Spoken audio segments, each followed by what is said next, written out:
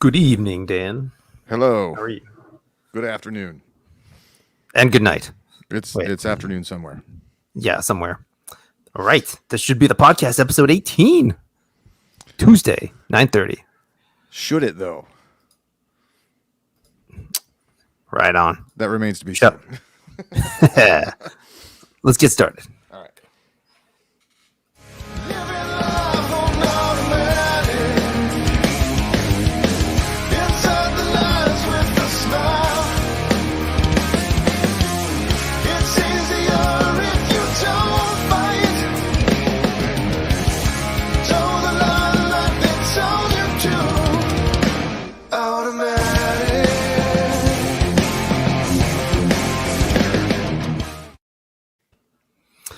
So I always have the other like the streams up to make sure they're working, and I always forget to mute them. So like it's like a couple second delay. So like we start talking, and then like all of a sudden you start. I was like, oh crap! I always forget to turn that off. It's like you're inside like whole lot of love. I was like, why am I? So apparently Somebody's getting fired. There's a keyboard shortcut for that, which I just accidentally hit. Did Huh. that again. Cool. That cost us a viewer. I'm very tired. This is my fault. I got like 3 hours of sleep on Monday, and since I'm 38, that just lags with me for like days. It's terrible. That happens to me too, especially when I have like long weekends where I'm driving for multiple hours at a time, and I get back on Monday, I'm just useless. Yeah, man. I remember I used to be able to stay up all night, like hanging out with friends, go to work the next day, just be like, let's go to bed, like normal time, maybe a couple hours early. Wake up refreshed as a daisy, ready to roll. Not anymore. Oof. Yeah. It's tiring. Yeah. How's your week been? Busy and full, but I would prefer busy and full to empty. Yeah. There's a different kind of existential dread that I get when my week is empty because I'm paranoid that I should be doing things. So full is its own set of stressors, but I'll take it. Yeah, that's fair. Yeah, same for me. I don't like sitting around doing nothing. That stresses me out. Unless I plan on doing nothing. Like even on vacation, that's hard. But yeah, planned nothing is glorious. Yeah, it can be nice. We had why I didn't get any sleep on Monday night is because we went to bed Sunday and we woke up to a fire alarm. I was like, oh, that sucks. But we were having issues with it. I just changed the battery. I was like, I must have done something wrong. So I woke up in a stupor, went downstairs, and in your head, you're like, fire alarm, could be something important, or a smoke alarm could be something. And then I went downstairs and I stepped in water and I was like, that's not normal. So what's going on here? There was water coming through my smoke alarm downstairs because a bathroom toilet in our upstairs sprung a leak in the valve. Oh, no. And our house is like torn to shreds with like water mitigation people. And there's like plastic tarps everywhere. It looks like if you ever watched Dexter, like it's like one of his kill. Sally comes home. She's that's like, what I was thinking of before you said it. I was hoping you were. She's like, we're in a Dexter kill room. I was like, I know. It's weird. Daddy, what's Dexter? Like, oh. Yeah, exactly. So we got like, why does he kill the bad people? There's like 14 fans blowing, a bunch of dehumidifiers. Our drywall's all cut to shreds, and they're still like poking around looking for water. Oh, crap. Sucks.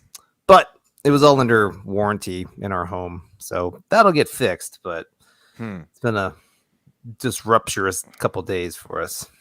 That sounds like a nightmare. That would give me the horribles. Well, it's not so bad. It could be worse. It really, I mean, it sucks. There's there's a fair amount of damage, and like we don't have to pay for it, so that's nice.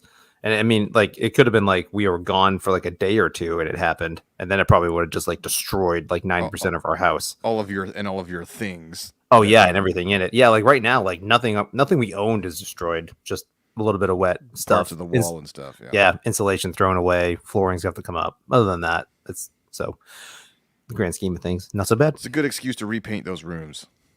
We just painted them. Oh, that sucks. Yeah, we just painted everything. But most of the damage is below like the baseboard. Like there's like a 4-inch baseboard. So that's all coming up. Or at least where they've been cutting it. So one wall will have to be repainted for sure. But that's all right. What are you going to do? It's fine. It's fine. We'll do it live. Whatever. So So yeah, so hey, so what's the skinny up there in Durham? Duke is making everybody get vaccinated or get fired. All I the haven't really staff. been following it, but I mean, Did it you see wouldn't that? surprise me. Yeah, that was like a announcement this week about their staff.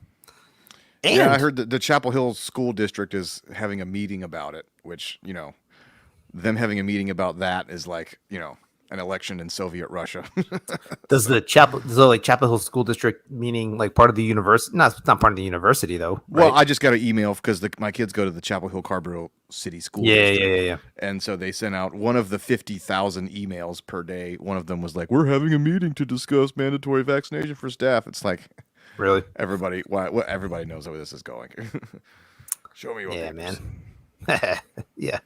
There was gosh, what is it? There was talks about a transportation trucking strike that was supposed to happen like today or tomorrow or something like that over for vaccinations. People were like, "We'll shut the roads down." I was like, "Good luck with that. See how that works A out." bunch of guys driving by themselves in trucks. Yeah. So if you just want you want those Elon Musk trucks, turn it on real quick. Those autonomous drivers. That's one way to do it. Show them that you could. Yeah. I don't know. Slowly turning America into 1970s Britain. Oh yeah. I was just listening to a bio on Margaret Thatcher, and like people were talking about how like if it wasn't for she would never have been elected if it wasn't for like the vast overreach of all these unions that were like causing all this unrest, and people were like, "Well, we should probably." Yeah, a lot of the people who complained about Thatcher, having various sorts of economic impacts, were the same people who kind of championed the unions that basically put her into office. So, yeah, I need to learn more about it, but it's pretty interesting. Daryl Anderson says grilled cheese sandwiches fuels this country. Grilled cheese I was under the impression that it was actually Dunkin'. Fuels this country. Yeah, agree to disagree. Yeah, it's actually sausage, crappy croissant things and bad donuts, but nostalgic from my childhood because I like them.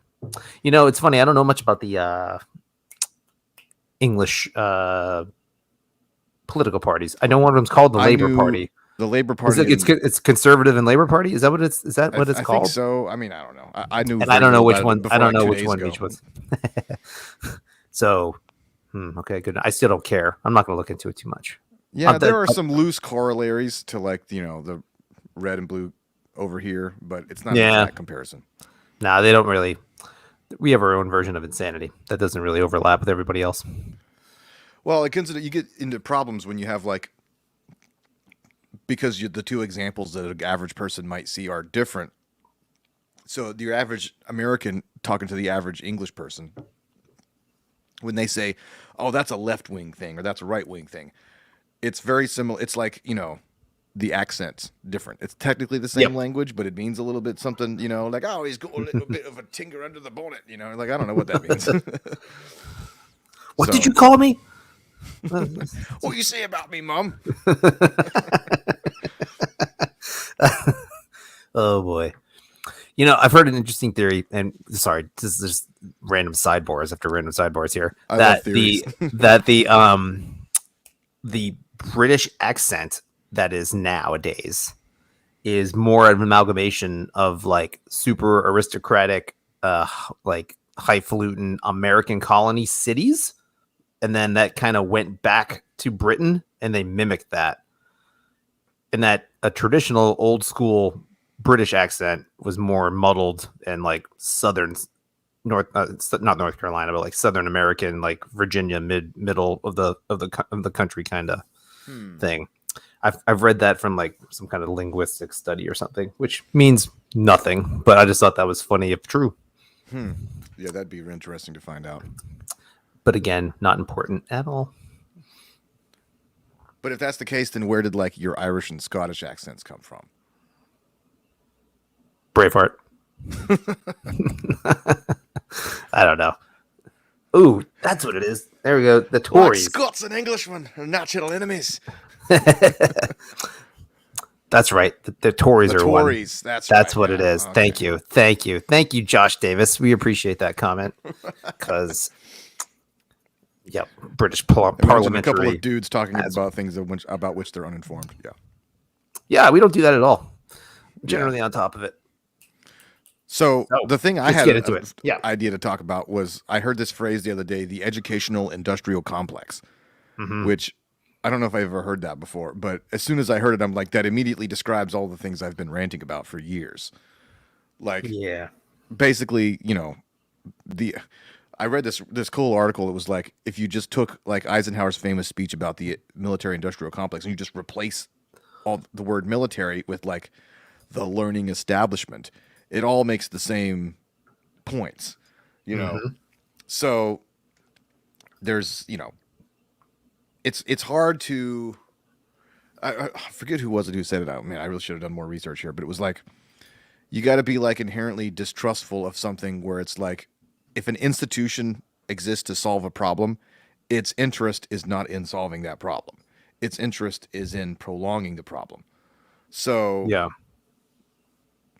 it doesn't exactly correlate exactly because you know there's always going to be people that need to learn because there's always new kids. It does have it has more correlation to like you know say the medical industrial complex, where it's like the medical industry doesn't actually want you to be completely healthy and cured because then they would lose their largest revenue stream, which is people who make poor health choices. Yeah, I think I mentioned one time to you that some of the most profitable like nonprofits, quote unquote, and the people that run those things are like the people that like poverty nonprofits. So like they're incentivized to keep poverty. Right. Like so that's an interesting thing. Well, right. And so it there's the idea that like the educational system as we have it. Well, it depends on if you're talking about like lower or higher. But in the case of lower education, there was like people have talked about like it's like a 19th, 20th century model. Like it's based on like factories. Like, look, we got to get all these kids in here. We got to turn them. And the main thing that you're teaching kids when they're young is how to behave, how to sit in a line, how to do what they're told, how to go. You know, you hear the little, oh, lunchtime. Let's just training people to be like miners and factory workers and cogs in the machine. Yes. Cogs in the machine. That's the common criticism. Now, then if you get to like higher education, it's a little bit more, it's different. It's a different kind of problem because in higher education, it's like, the type of people who gravitate towards working in higher education are people, not always, you know, with some exceptions, but like they tend to be people who are not interested in doing a thing. They're interested in proliferating a thing, you know? So like those that can't teach, those that can do. Yeah. I mean, I'm sure that sounds offensive to the people I know who are educators, but I'm not talking about you guys, but like, you know, like we all had teachers that basically they wanted to create sort of mini me versions of themselves. Sure. Right. So, I mean, I remember seeing this in music school. Like, granted, maybe that's not the greatest example, but like, there would be frequent discussions of like, so, you know, people who would major in music, they'd be like, well, what do you do? It's like, well, you can teach. That's the job. You can teach music. Like, so it pretty much, an industry entirely exists just so that teachers can train other teachers. Right. Or you create, you know, a generation of people with music degrees that end up having to go out and they soon discover that the music degree is kind of useless in the real world, so they have to get into some other vocation like I did. So, yeah. But that's not even getting into like, so there's two halves of it. There's like the lower school part and then the upper school part. I'm not even sure that I guess, and this would be somewhere where we could segue, and it's like,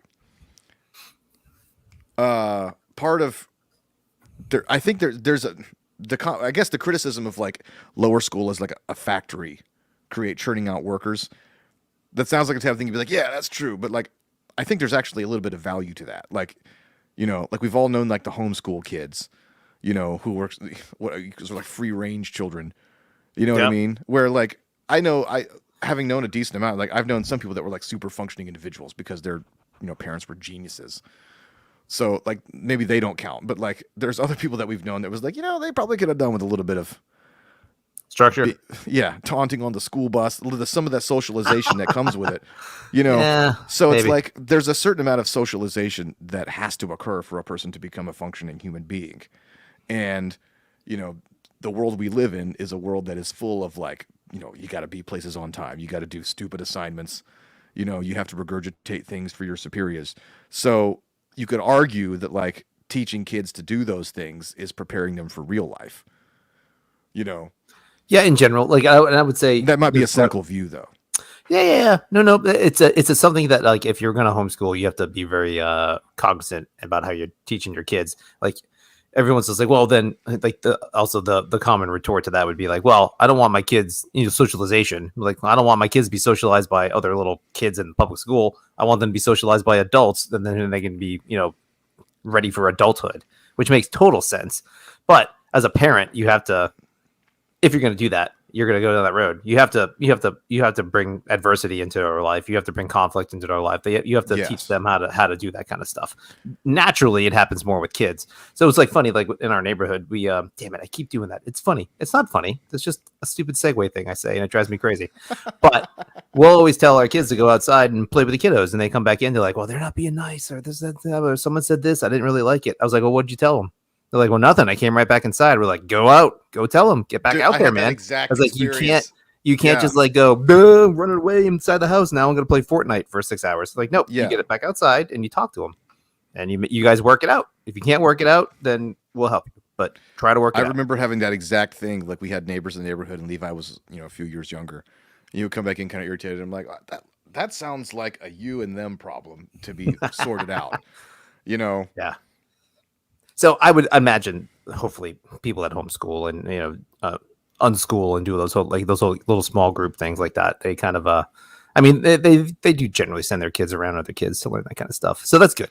Yeah, I think like for myself, because I went to a small school and it was many things that were on paper, trying to subvert the normal, the pitfalls of like your typical sort of public school education, and that's all true. Like it did, like the level of things that we learned, but as I grew up, for the most part in general. Yeah, the only thing that I sometimes wonder, like as I became an adult, I realized that like there was the like between the lines hierarchical stuff that kids do instinctively that you can't really quantify and you can't actually teach.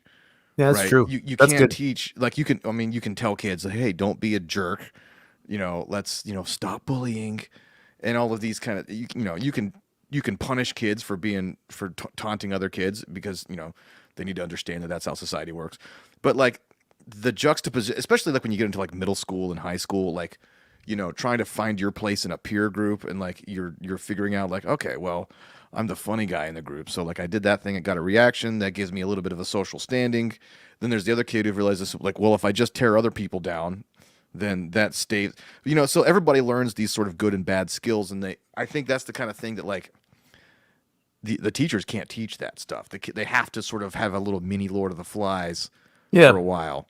And I think that's true. And I feel like, because I mean, you and I were in middle school and high school together. So there was a lot of that, there was like this weird sort of, we were all trying to figure out like, are we alphas and betas and all this kind of stuff? Like, we've got to look cool for the girls. Like, do we even like these girls? Doesn't matter. Just look cool, and it's all that sort of trial and error. You have to crawl before you can walk, Yeah.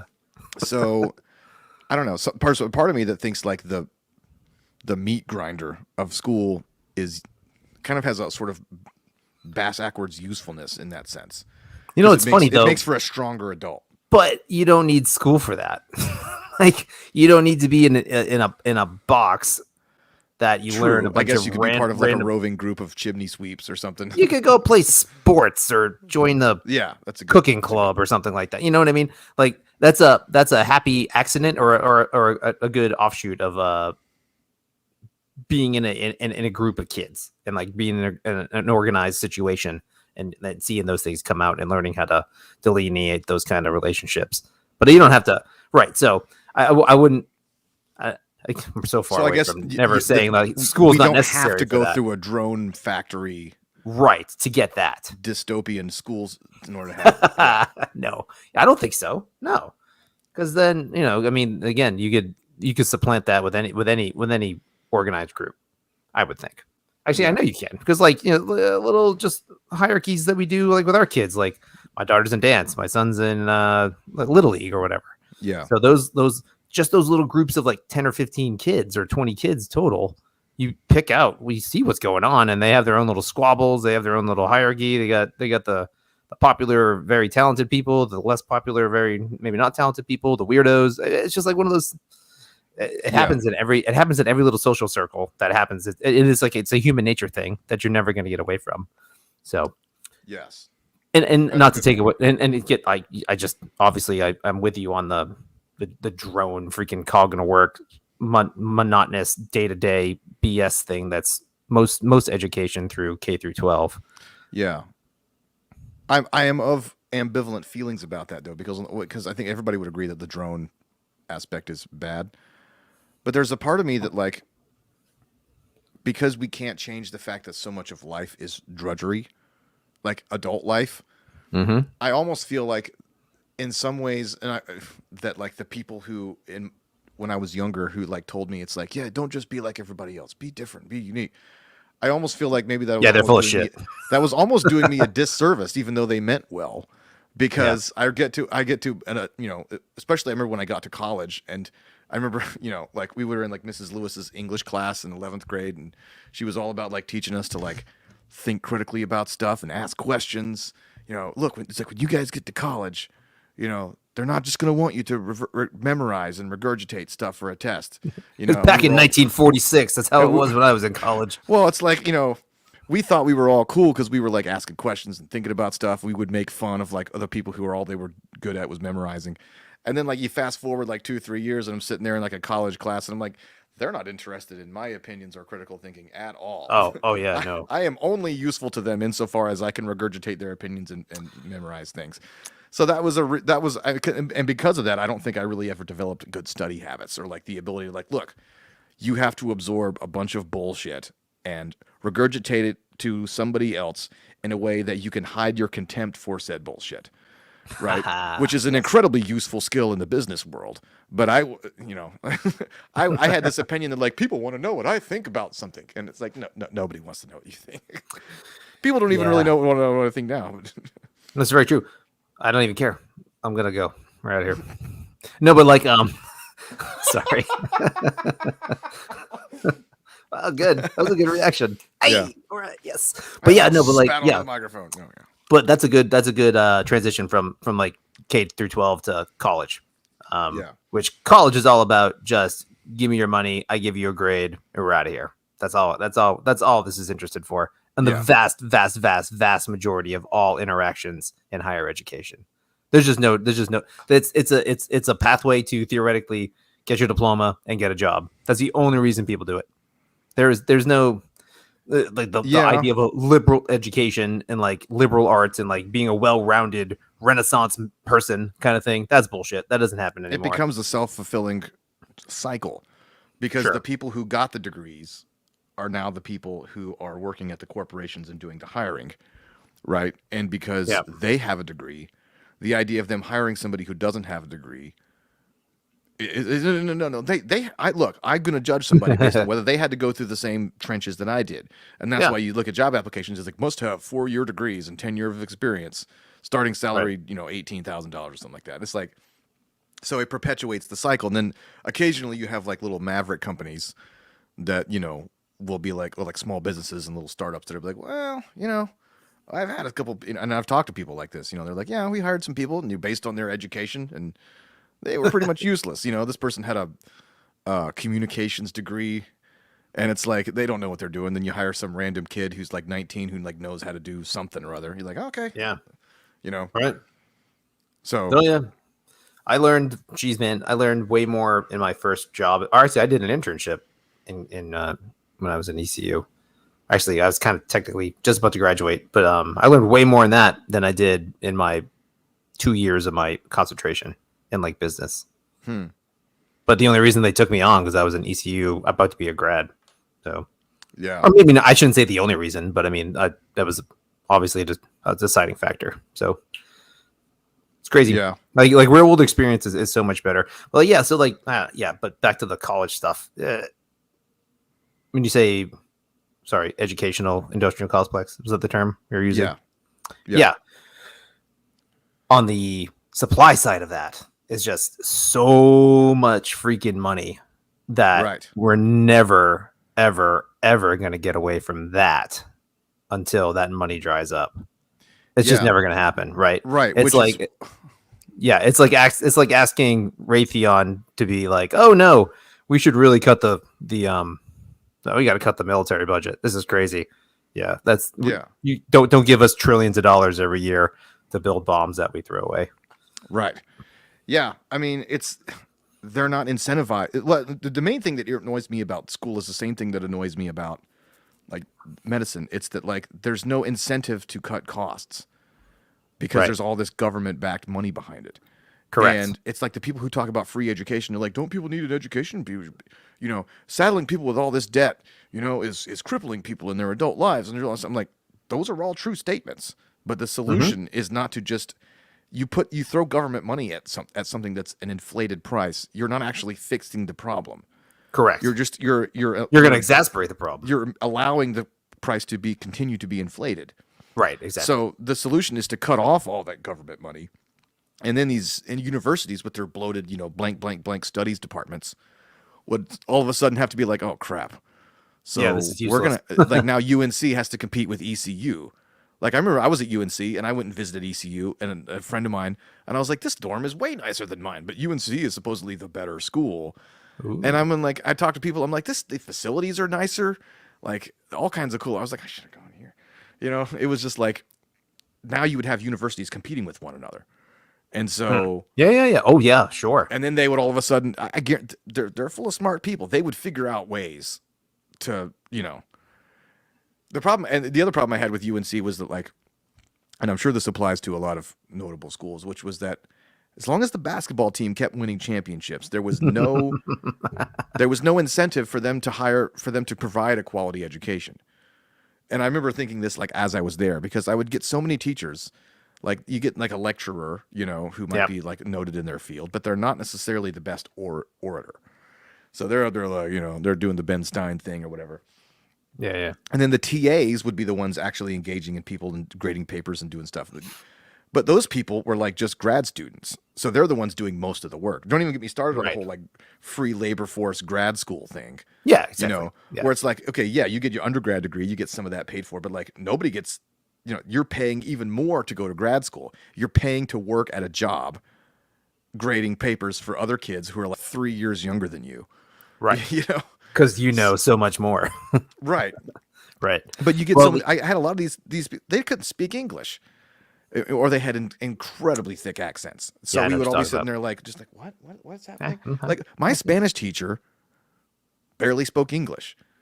And it got to the point where it's like, at what point are we going to is our knowledge of Spanish going to surpass her knowledge of English?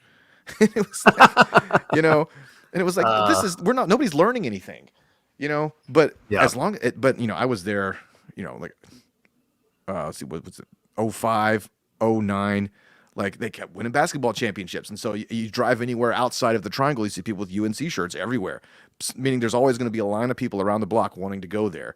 So like, there's no incentive for them to be like, you know, like, hey, look, if we don't get our act together and start having a good educational system here, these kids are going to go to High Point University, or they're going to go to, you know, Wake Forest or ECU or NC State or any of these places. But they didn't have to do that. And that's why they dumped all their money into the basketball program. And, you know, my dorm didn't have air conditioning.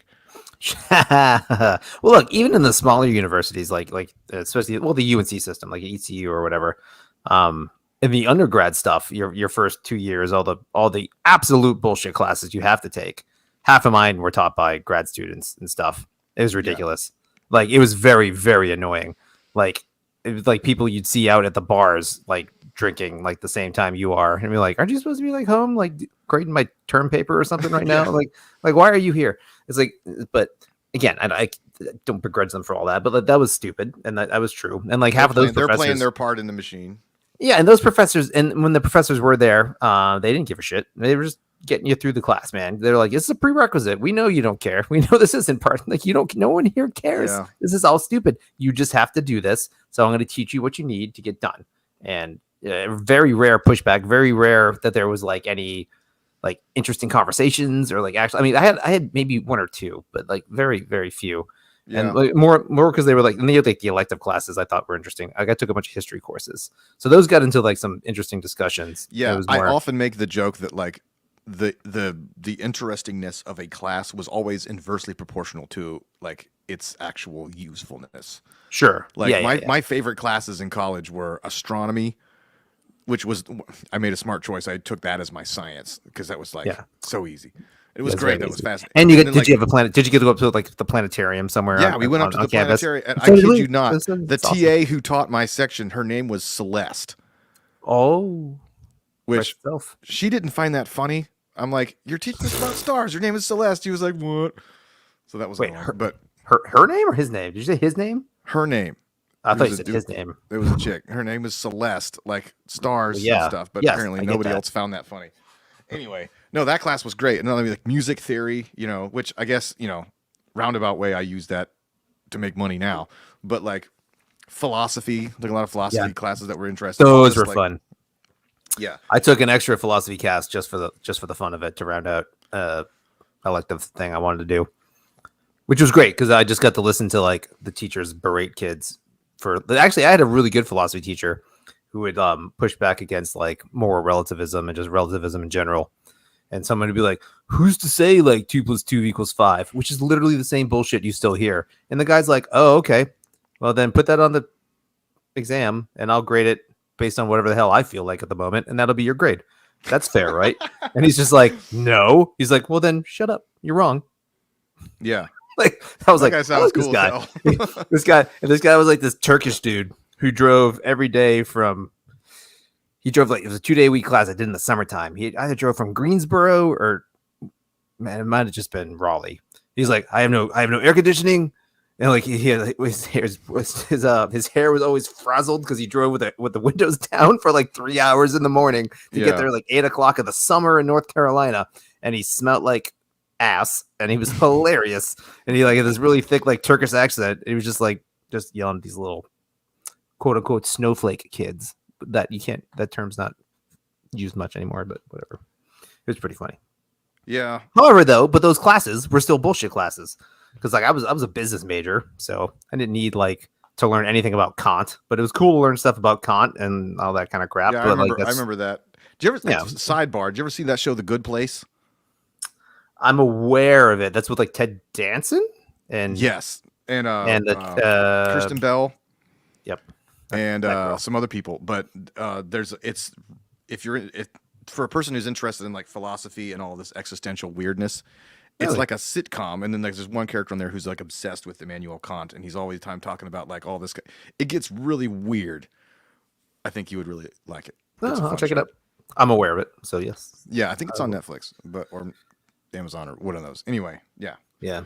It's funny though, but I get to the back to because you said something about just the UNC professors and stuff. When I got to my concentration at ECU, there's actually a fair amount of ex-business people that were there. Interesting. So that was cool. Maybe that was just a weird configuration of a business program, which I don't really know. But they like it was a lot of guys. There's ex CEOs. Like one of the dudes in my like statistical analysis class like developed the second drive-through window for Burger King. that was his claim to fame.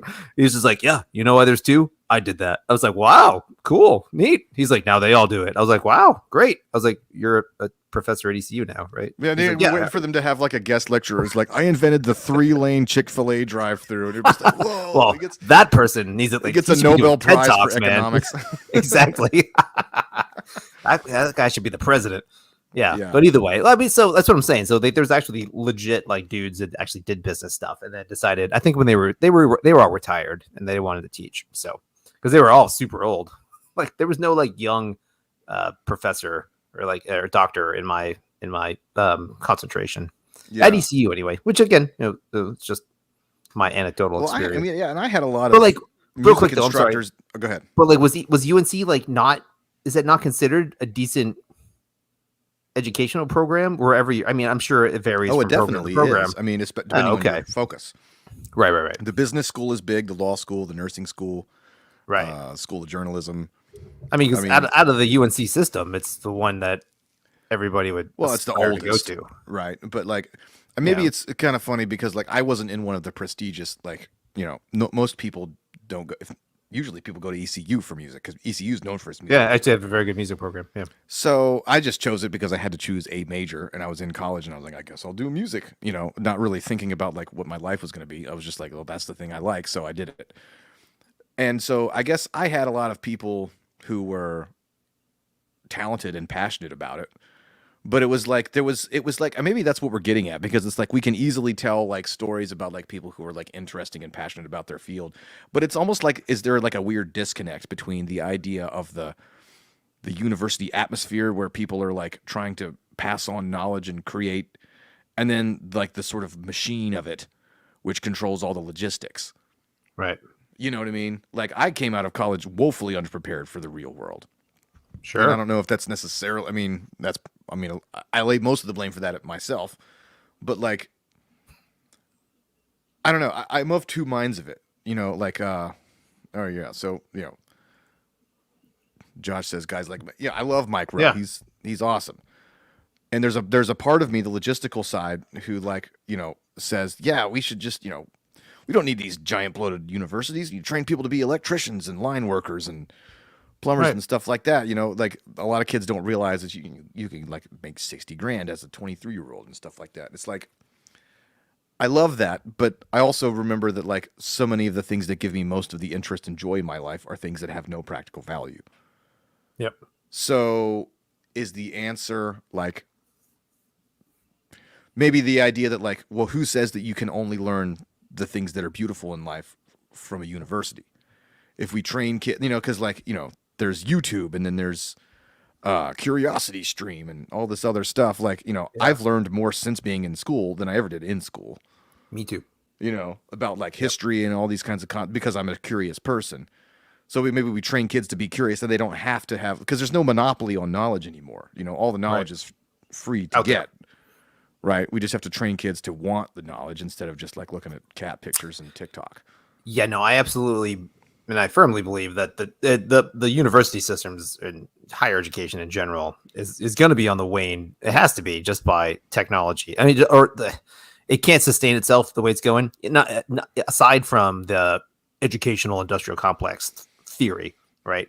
Just the fact that the knowledge is so dispersed, it's so out there, it's so readily available. People can go and do go to learn things on their own. Um, and once you can start proving that as a viable way to be a productive person and supplant that college degree thing, or maybe you submit a portfolio, you submit a say, hey, this is what I'm studying, this is what I know. I know it's a super hard hurdle to go over because we've been doing this for like 60, 80 years on the professional level. That like, excuse me, I mean not 80 years, like from the 70s, like college degrees, or like when it starts getting, so we're talking like 50 years of freaking college degrees or what gets you a job, to get over that Right. mindset. But as more people go through college and basically come out useless in a, not in a negative way, but as a productive way. Like they're just Yeah. more or less, they're just high school students still. They're glorified 18-year-olds. Like that's Who going to happen to have devalue. 60 grand in debt.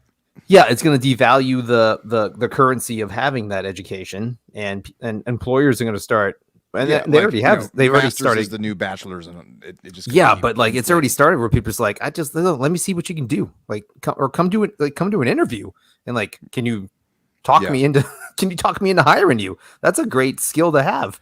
Like just Yeah. having a good attitude and be able to learn something and have a general aptitude for what you're applying for. Man, some people will take someone on just for that. Hell, I So do. that's interesting. So it means that if it wants to continue, it has to add. Well, okay, it's the train is going to continue as long as government money keeps flowing into it. So there's no actual motivation to compete, right? But Yeah. say we took that factor out of the equation, it's like, well, okay, if they want to demonstrate their relevance, what are they adding to people? If it's not knowledge, Right. that knowledge can be accumulated anywhere, what are they bringing to the table?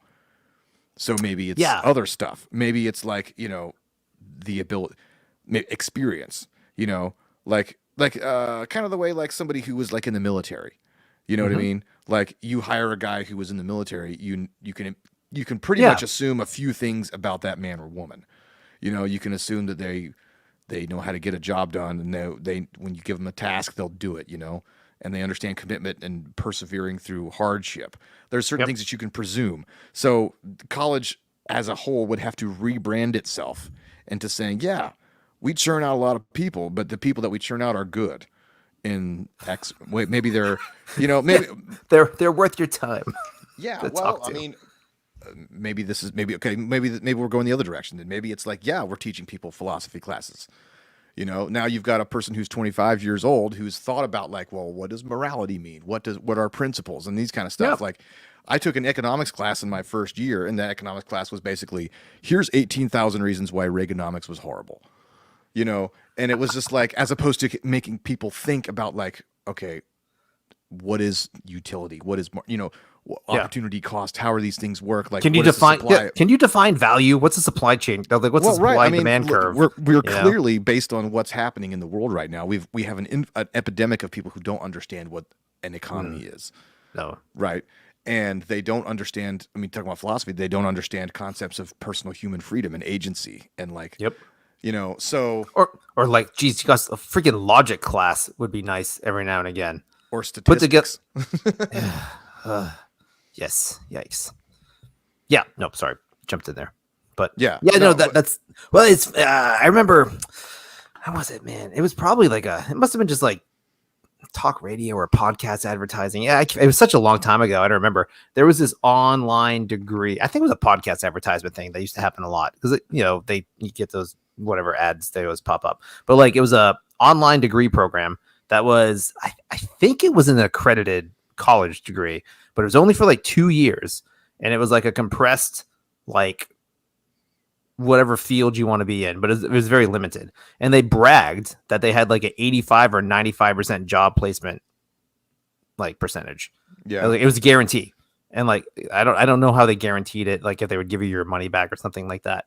But like if a school would just be like, get in this program, and it's like, here's the track record of what our students have, and then the jobs they get. I know they try to do that. Like I remember seeing those. yeah. Stats. They have like job fairs and hookups with people. yeah, but people do these people. internships at law offices, and But it turns into it. Yeah, but this little program thing had actual connections with actual jobs that were like they like funded.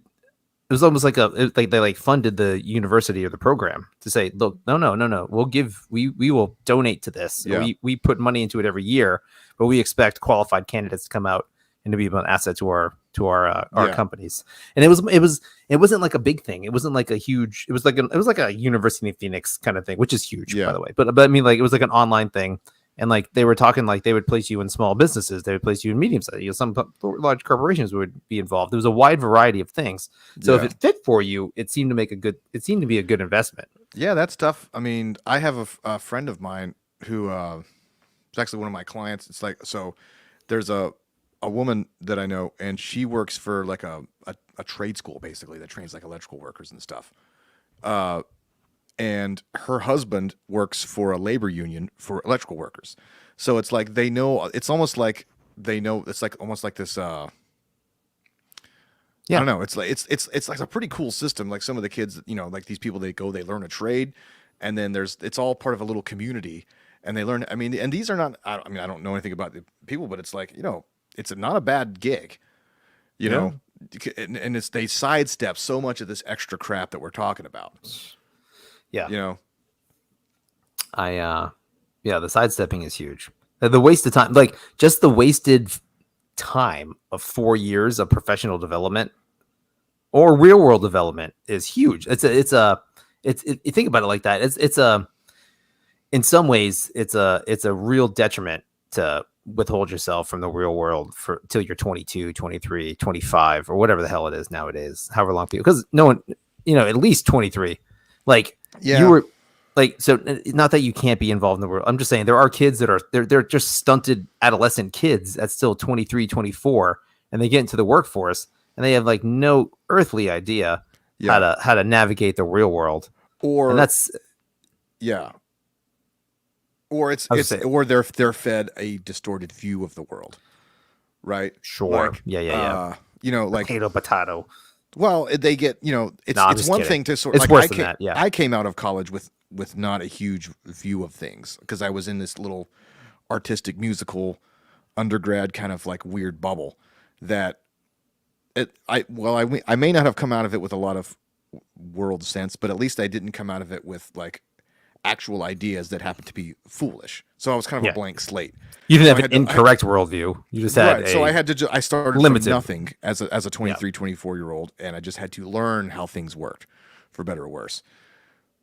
The other version of that is that not only do they not come out of with any real world experience, or at least any sort of like understanding of how like human dynamics work, but they've been fed and indoctrinated with this whole view of things that only exists in theory, in the laboratory, in the classroom, where anything you don't like is white supremacy, anything you don't like is some sort of like ism, and that can take more time to unlearn than a person who has no experience, Yeah.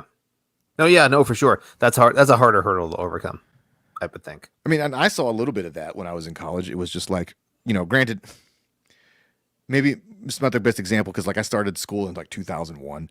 So the college culture amongst the liberal arts thing was, well, I guess, in 2001, it was like, for a couple of months there, it was like, united we stand, and then by about halfway through 2002 is George Bush's Hitler, Oh, yeah.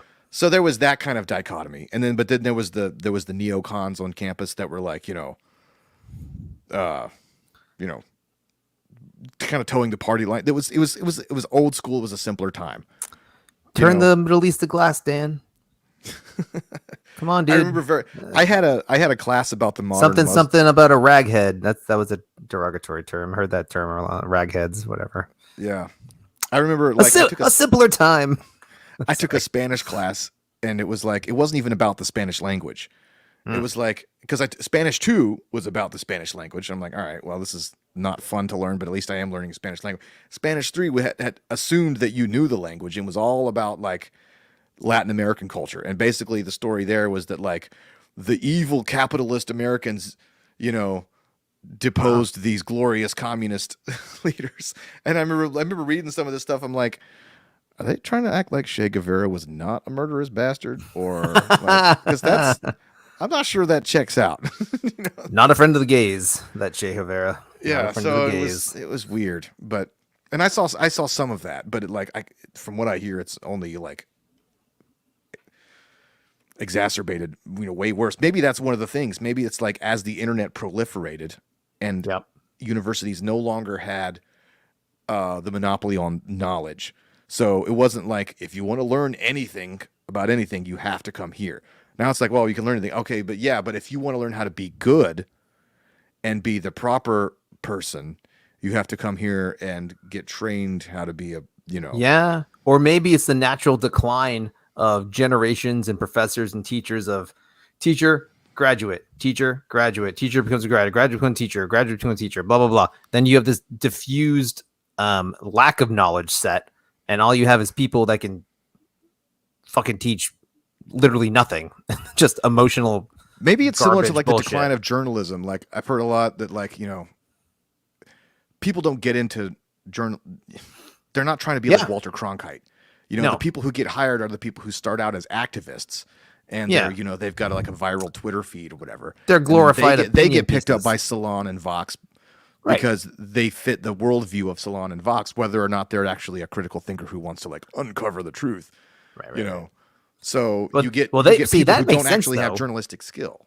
Because like those people can get clicks and can make advertising dollars. So, but like what you do to unfurl how it happened in the university system. I know money just keeps getting funneled in there, but it's not like the federal. Well, maybe the federal government. No, there are. I mean, there are like diversity programs and stuff like that. Like you have to bow and kowtow to the general government vibe of how things are going.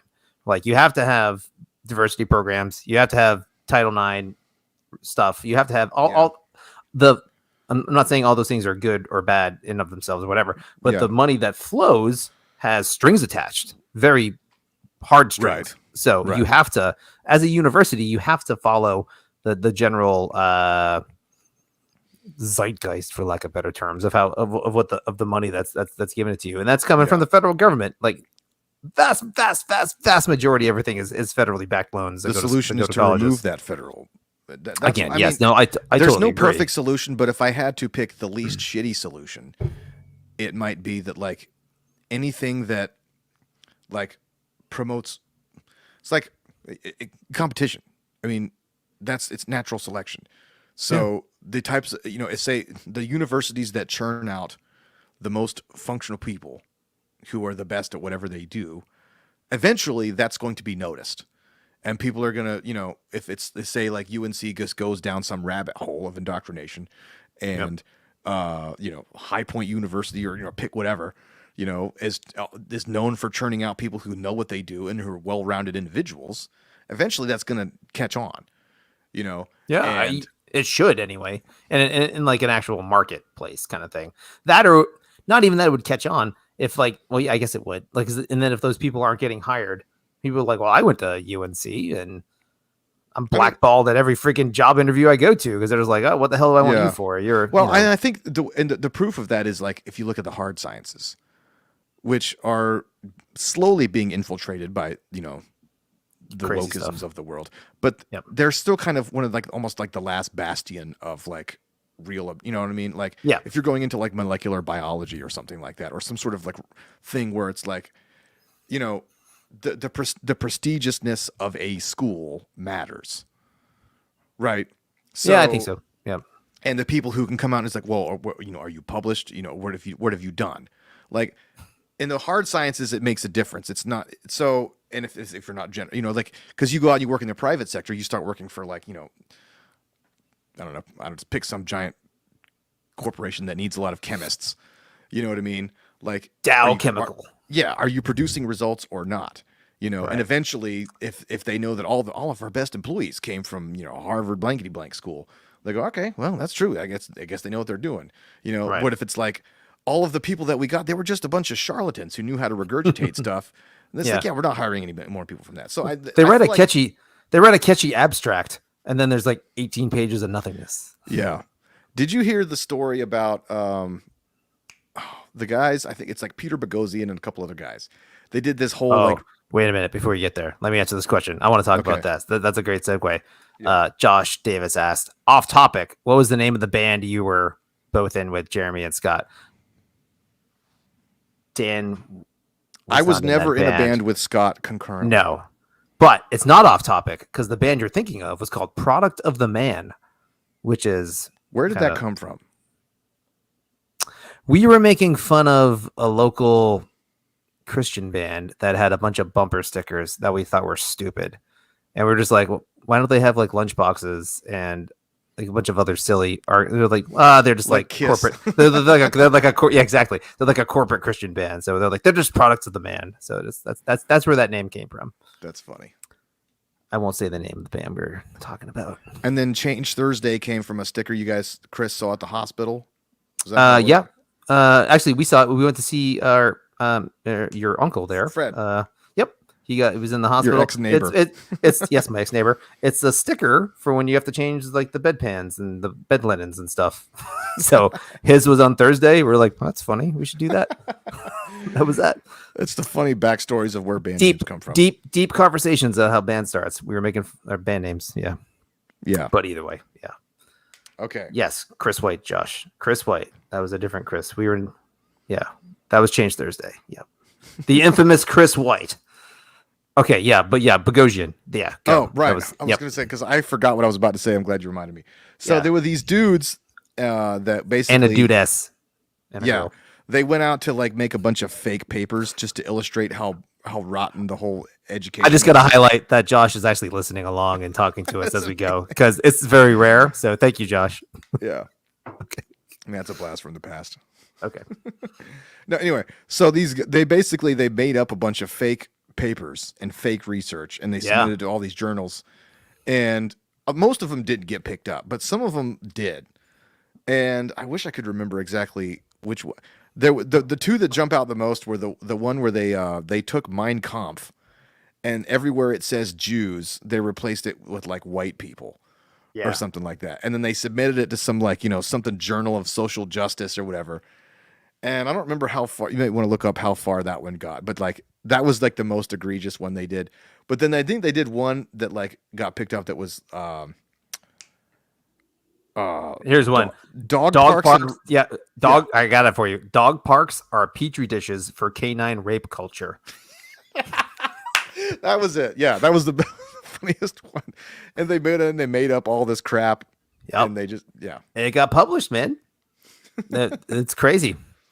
See, that's what. See, you said something about like, as an academic, I got published. That is bullshit. I'm sorry. Getting published is not a freaking achievement. I mean, it is if you're actually trying to do. I don't know. I think it matters still in the hard sciences. Maybe not. But basically, any subject where the title of the subject has studies as the second word. But I think that's where the bullshit starts. Holy shit, though. But like, divergent here. Like, you read studies all the time that come out, or they just make news that whatever. I don't. Okay, fair enough. I don't read the studies. I read the news stories about the studies because I'm not smart enough to read those studies. Not to read. Yeah. But like, it seems like they're contradicting shit all the time, and it's just like a constant flux of information that I don't know. It seems silly to me. Not that there's not a value to it. I'm sure there is, but like, I think in the large scale, like, I'm published. Okay, good for you. But like, what are you doing for humanity? Like today, like right now, are you serving anybody at all? So I don't know, but it's just funny. That's a good question. I mean, that whole crap is crazy that you can slip that kind of stuff in and like people will take it and buy it. But that just means there's this girth, this overwhelming just glut of freaking bullshit academic sphere out there, and they all have vested interests in the machine continuing to go on, and because if that publication doesn't get dumb dog rape culture things in public and like put it out there in their magazine or in their journal, then they lose their funding and they don't get any money, and their editors, it's all stupid because it's all just propped up nonsense. So the money's flowing and it's going to go somewhere, and this is just where it's going. Yeah, and a lot of that is government money. Almost all of it. Yeah. But it's like if there's private money, eventually private money will stop if there's no profit incentive. I'd be interested to know. We should have looked this up. Well, we didn't really have time to look it up. What's the percentage of tuition that's paid by private money? Let me see if we can find this out. I doubt it's very high.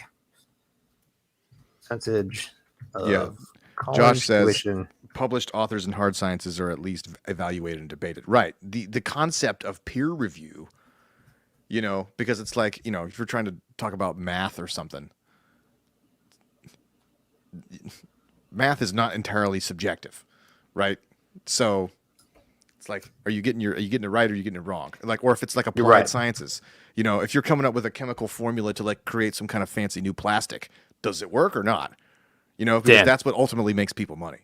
Oh yeah, for sure. Listen, okay, so this is just a quick Google search. 92% of student loan debt is backed by the U.S. government. That's even higher than I thought. I would have thought that's higher. I would have guessed like somewhere in the 80s. But if it's whatever, 90% of every freaking federal dollar spent on higher education is backed by the federal government, which means it's a federal government loan. I mean, yeah, it's a federal that these kids have to. Yeah. How did that happen? Is that like a classic, like frog in the frying pan kind of scenario? Oh, I would think so. Yeah. Like it just gradually started like, in our parents' generation where it was like a little bit of government money. You get like a loan, you pay it back, it's cool. You get a good job, you pay, you buy a house with 2.5 kids, you're living the dream, and then eventually it just got so exacerbated and bloated as these universities built more and more wings. Right. Yep. And it's like, I'm not even talking about like the wings that make money. Like, UNC's business school, like, those people go on to like be CEOs and stuff, and then they join the alumni association. I'm not worried about that. It's the wings of the universities that clearly don't generate people who could have job skills. Right. Yeah.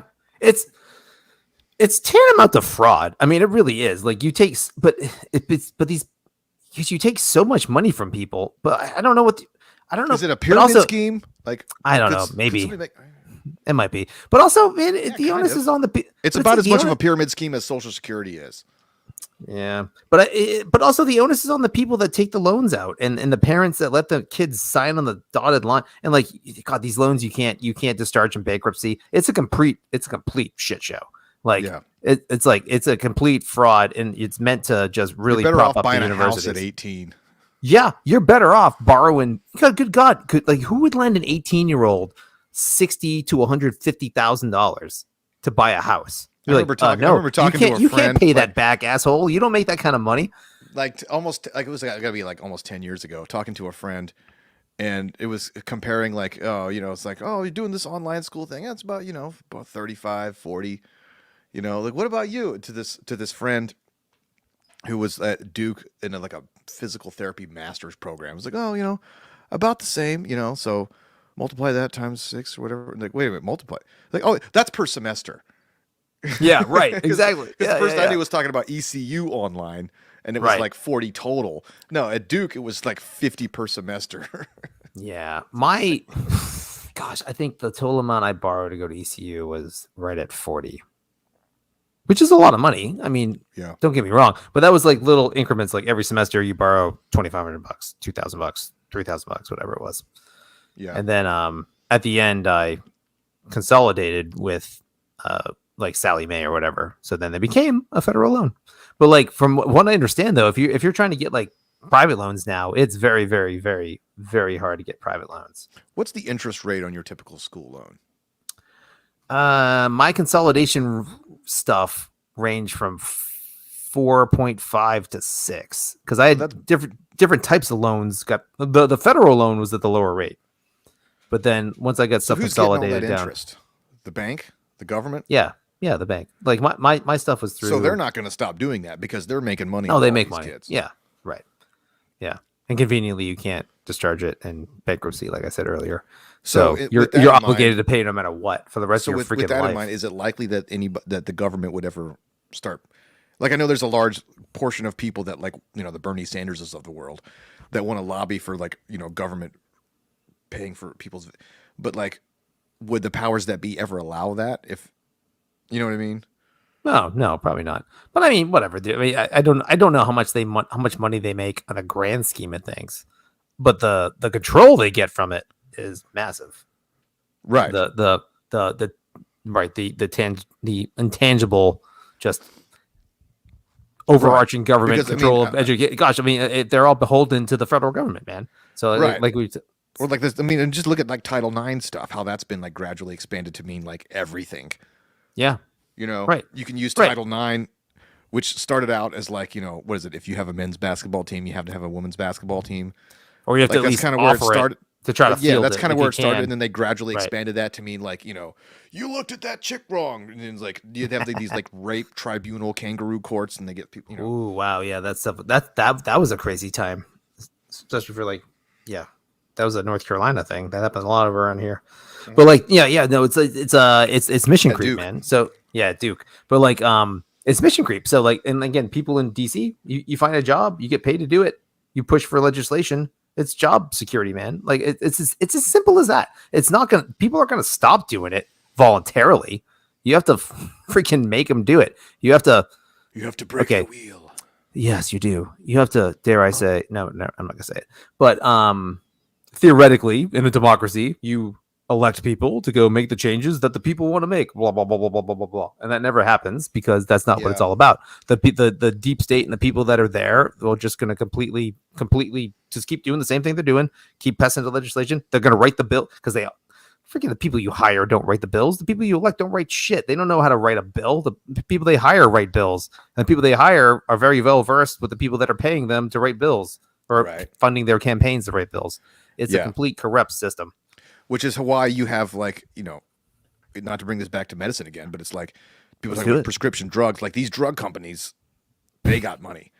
So, like somebody like Blue Cross, like they have an effective monopoly in North Carolina because they're not allowed.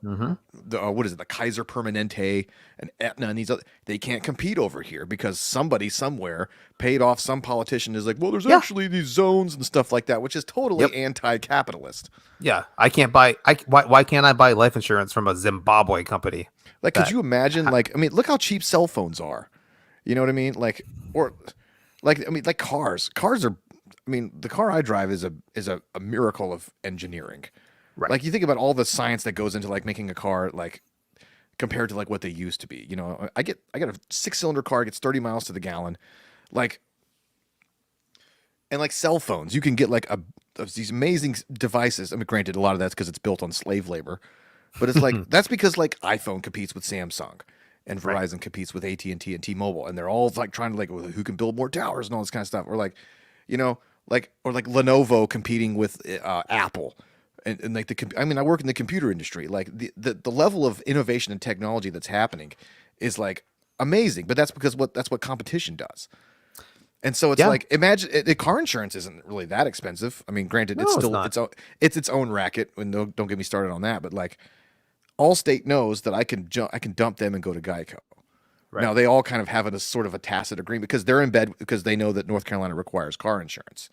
So they know that like. I mean, there's a standard minimum you have to comply to, but they all priced. You're right though, but they're all priced.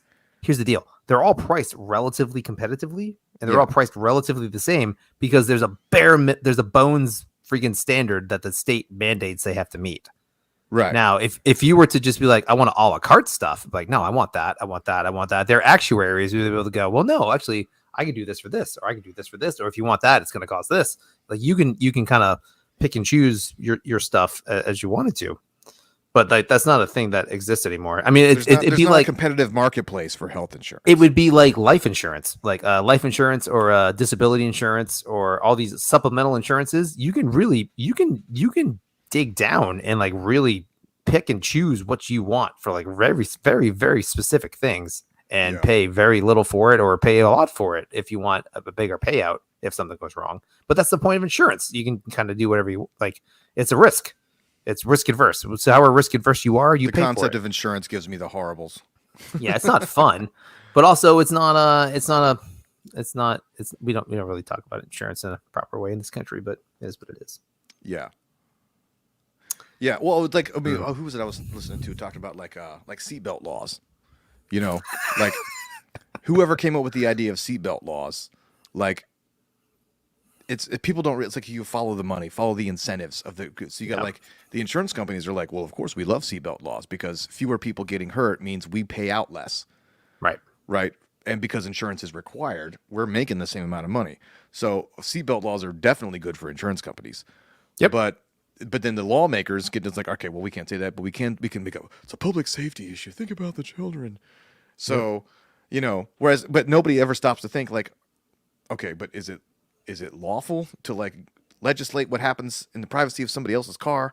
You know what I mean? Like that's kind of a minor example, you know, because like, my personal history is I got into an argument with my brother-in-law about seatbelt laws because I was on the pro seatbelt law side, and he embarrassed me to the point where I became a libertarian. So that's how that worked.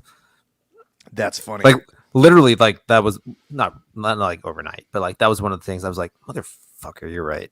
I have no way to. I never considered the legality of a seatbelt law until I was pulling out of a McDonald's with a sandwich in my hand, chewing on a sandwich, and merging onto the road, and hadn't put my seatbelt on yet. And some cop pulled me over and was like, "You weren't wearing your seatbelt." And I'm like, "Wait a minute, what?" And so the sting of that $100 made me start contemplating, you know what, this is a bunch of crap. Yeah. Which when in reality, it was probably because my car was a dinged up piece of crap. And so like, that's an easy target for a cop because he's probably doing something wrong. Yeah, I was much younger, but I remember in that same time frame, I was thinking about this stuff hard. And again, this is all post, extra college. I was out of college. So I was doing all this research, all this political philosophy on my own, all this moral philosophy this stuff I was looking at whatever, like mid 2000s ish, something like that. And like I'm sitting there, I left work early for Thanksgiving holiday. I was gonna drive back to Carter County. There's nobody on the roads because like everybody had already gone home, and I was just like sitting there at a stoplight at this big intersection, nobody for 1,000 miles, and this light took literally 3 minutes to turn green. I was like, the only reason I'm sitting here is the threat of somebody fining me for going through this light. If I went through this light, I endanger nobody. I don't endanger myself.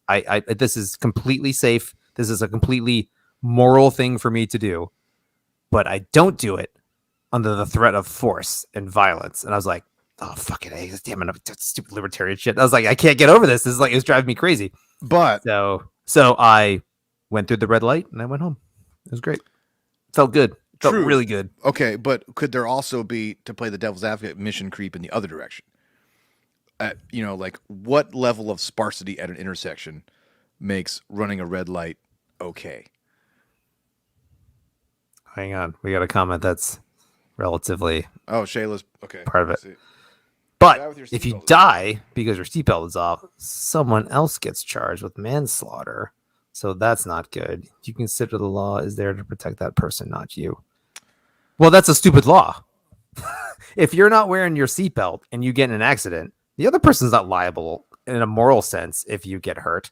Okay, unless but they're she's they're right, though, driving in a because reckless as the way. way it stands, that's a good point. It's very similar to vaccines. Oh, no.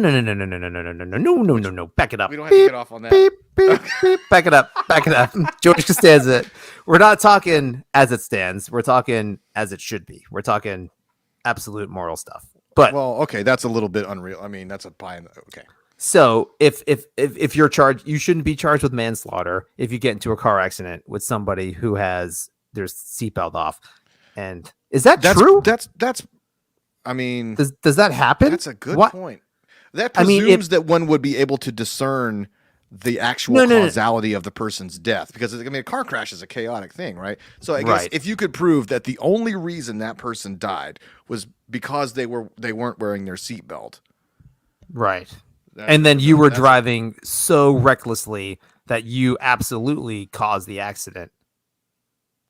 I mean, whatever. I mean, I that's a don't know. good- That would be that. You See, have to get here's Jackie the- here- Childs on that one. Yeah. But here's a very good point, and I like to make this point often. When these things come up, my answer is I don't know how that should work. But that's okay. That's okay for me to say that, because the converse of that is that I know how it should work, and I'm going to make you and everyone around me, like 300 million people, subscribe to that. And I have the moral authority to make you do that. No, I don't. Now, that like raises an interesting question. Yeah. like the car accident scenario is brilliant. It's very good. It's very complex. There's like you said, it's very chaotic. There's a million ways to go about a car accident and figure out who's at fault and what happened. There's no one rule fits everything. There's no simple solution. So in a perfect world, you could arbor to that, and you can have a court. You can go and you can argue your case, and you can make your presentation into it to a jury in front of you, man. Like that's an appropriate thing. That's But why I again, say it's. Go ahead. No, but I'm not obligated to wear a seatbelt because of that. That's you need to drive safer argument. So you drive safe.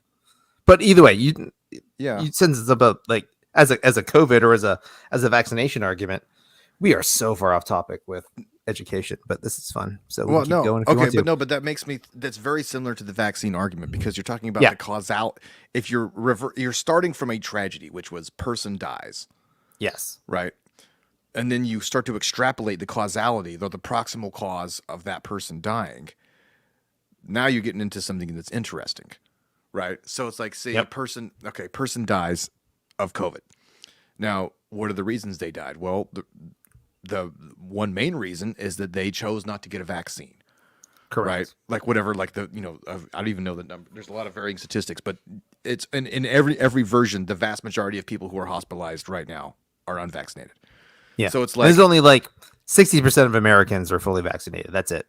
So yeah, 40% are. I'm not sure somewhere what it is, depending on which around age there. bracket you're looking at. So the point is, it's like, Yeah. all right, well, you and I would look at that person and be like, okay, well, we're all free people with our own choice in the universe. Mm-hmm.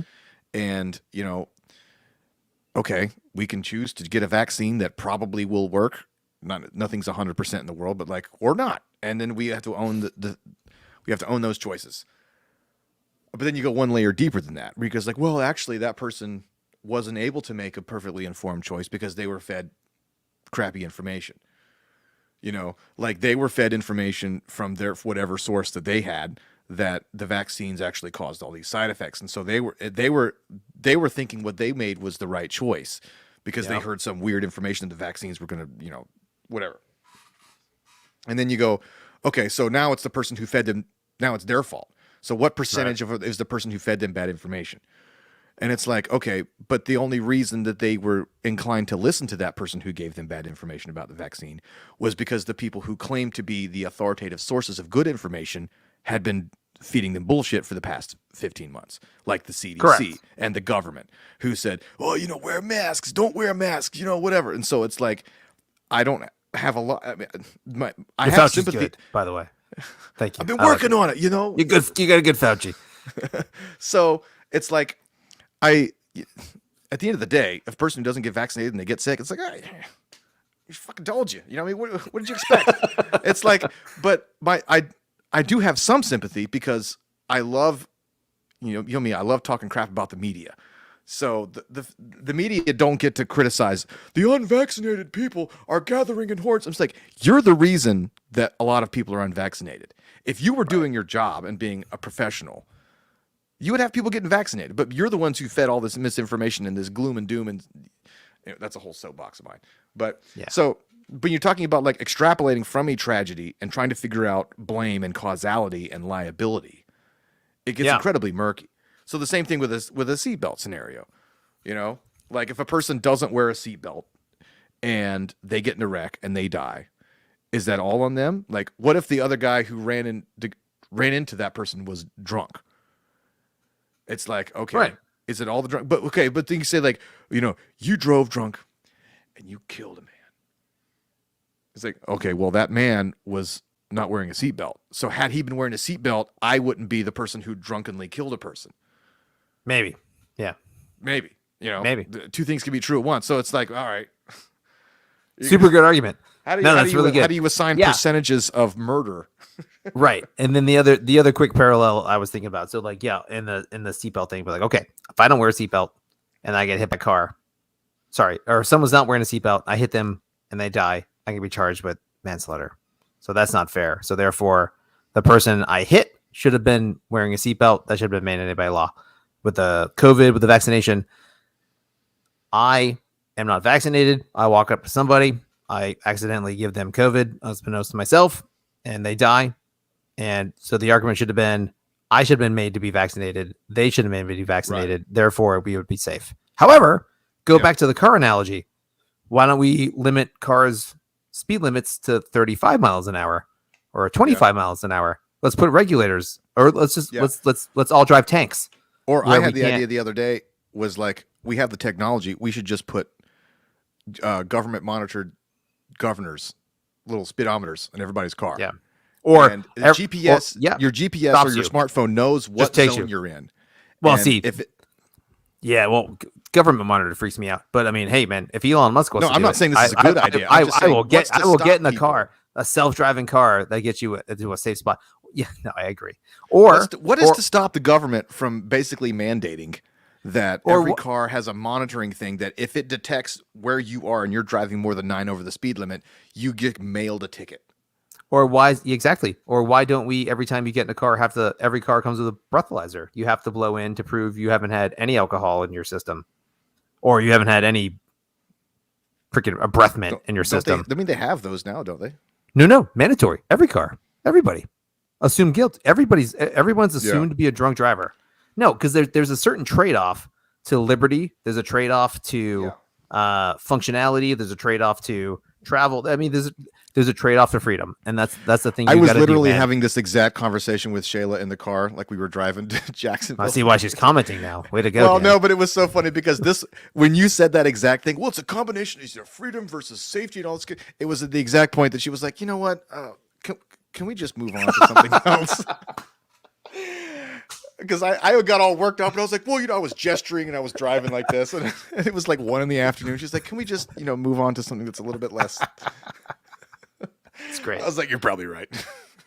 So okay. Again, I want to come back to this real just generic point. So like as a libertarian, me as an anarchist, right? So like I just want like zero rules here, but like there should be a way to adjudicate problems that come up with people. Like when incidents happen, tragedies happen, like there can be courts, there can be systems, there can be juries that can like come up with this stuff. And there's not a one size fits all solution to freaking everything. Almost nothing has a one size fits all solution. So just to mandate that is just absurd. Okay, sorry. That's a very blanket statement, and that's a philosophy I have when I come up with these hard questions. And these are really good questions. Like those are all really good. Like the whole car analogy to the COVID thing. Yeah. Awesome. I don't have the right answer to it. I really don't. But I can tell you that I am free as a human being to not wear a seatbelt when I drive if I want to. And you are free to do that as well. Yeah. And you shouldn't be held responsible for my actions. Now, where those Here's cross, a scenario. That's a weird one. I agree. Can you hold okay, car accident happens. A kid dies. It's determined that the kid wasn't wearing a seatbelt because he went through the windshield and landed 40 feet over there. Is the parent responsible for not forcing that kid to wear a seatbelt? I don't know. You know what I mean?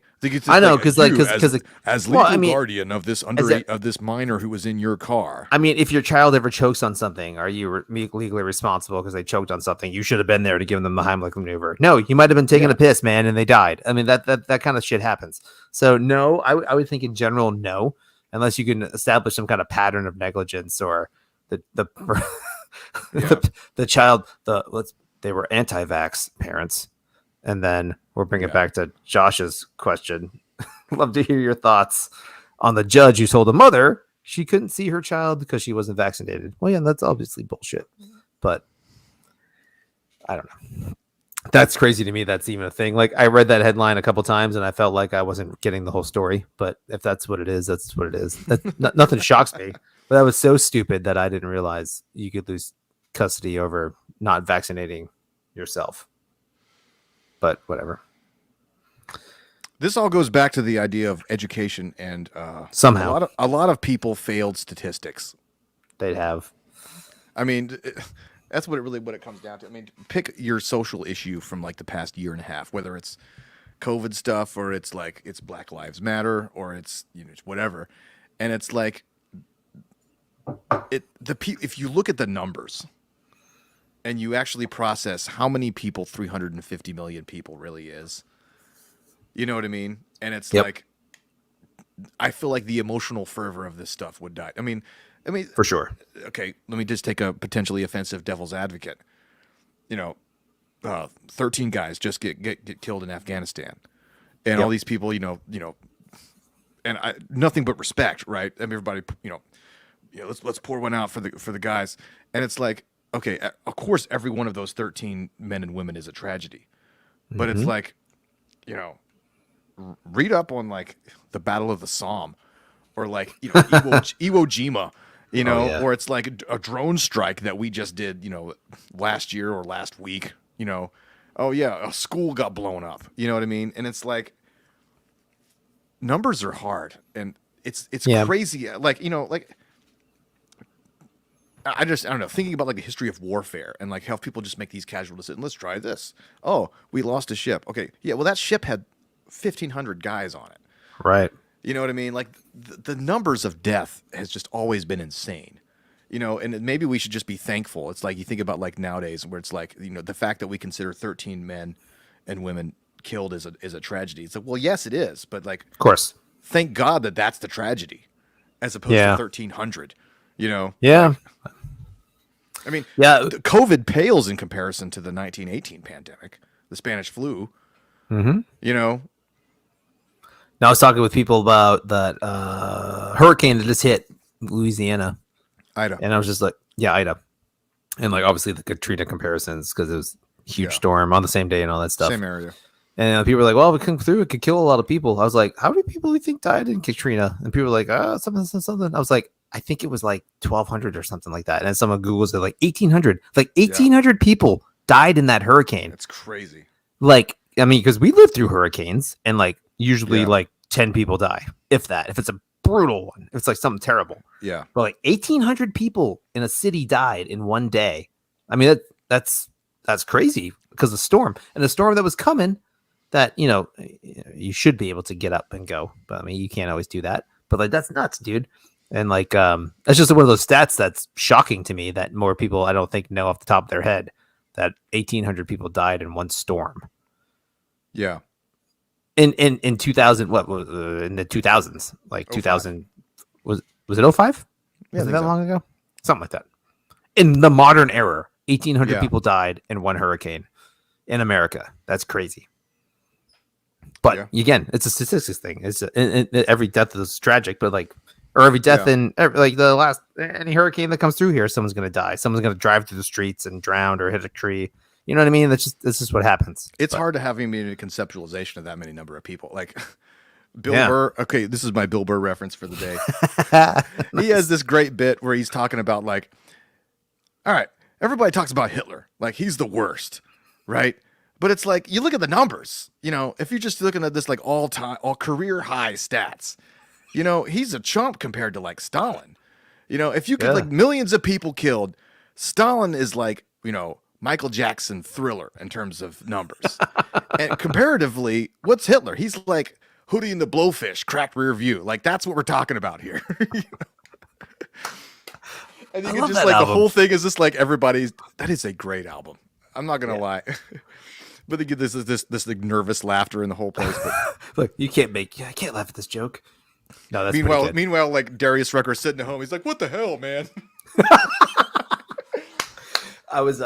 We were at my parents' like neighborhood pool thing, and like there was a couple there that just moved in the neighborhood and had their playlist playing. We were all hanging out and talking. They were real chill. It was really funny. And like Hootie and the Blowfish came on, and we were talking about concerts we had missed, concert we were going to, kind of thing. And like they had seen Hootie and the Blowfish, and I think the husband didn't go or something, or they all went. They're like, "Oh yeah, no, the husband really liked Hootie and the Blowfish." And I was like, "Yeah, man, that's a great album." That crack review. I was like, "So you guys saw him live?" I was like, "Tell me they didn't fucking play Wagon Wheel." They're like, "Oh yeah, no, they definitely played Wagon Wheel." I was like, "Yeah, I hate that." I was like, "All right, whatever." Cracked review was still like, before we knew the idea of guilty pleasures, it's like everybody in our circle in the mid 90s, we all knew that album was great. Like my memory of that is that like driving to DC one time with my dad to visit my sister in his 1979 Tercel, he had one tape and it was that album. And I don't know if this is correct, but like in my memory, I remember listening to only that tape from Newport to Richmond. And at one point, I was like, "Dad, can we put on Car Talk or something else, or Rush Limbaugh or whatever?" Give me Click and Clack. But I was just like, I just remember very vividly that was the only tape we had in the car for like that, and like driving home from school all the time. But like, it's like I knew that I liked that stuff, but like, and like I think pretty sure Jeremy liked it. Like none of us admitted that we liked that album until like it wasn't cool. It was not cool at all to admit you liked Hootie and Blowfish. Can we get like a support group? Can somebody hold my hand? I want to make a t-shirt like that now. Great. Yeah, man, that song, that Let Her Cry song. Oh, God, that song gets me every time. It's so good. Yeah, the whole album's awesome. Yeah. But, yeah. We are at our longest podcast Dude, ever. Almost an hour and a half. Nice. Whew. All right. Shall we end it? We'll end it. Sure. Later. All right, we're done. Wait, we're not. Are we not? Why? Nope. Now we are. Nope. Now we are.